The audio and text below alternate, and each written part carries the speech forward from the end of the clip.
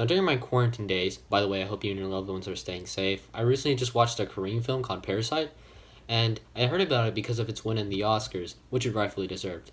This movie is just absolutely wonderful in every way, and I just can't wait to explore on it. There are going to be some spoilers in this video, but I'd recommend you'd watch the movie first.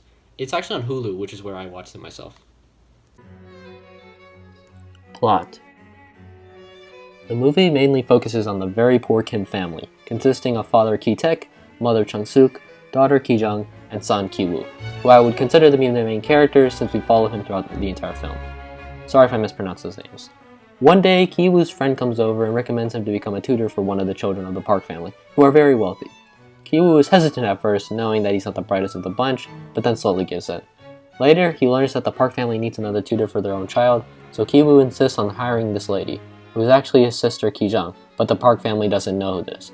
Eventually, the Kim family managed to make the Park family fire their chauffeur and their housekeeper in order to have their parents fulfill those roles, their father as the chauffeur and their mother as the housekeeper.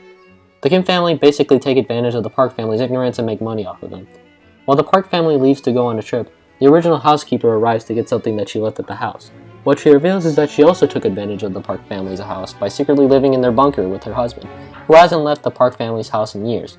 The movie slowly starts to get darker in its presentation and gets slowly more brutal.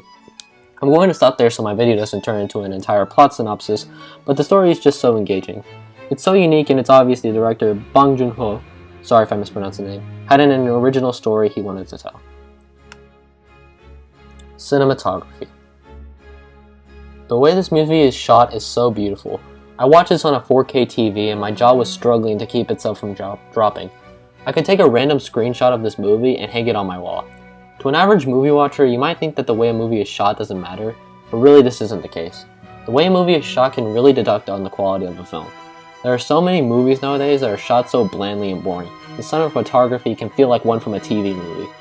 I'd recommend going to watch Ralph the Movie Maker's review for this movie because it explains the way the cinematography is used on a deeper level and how it is used artistically.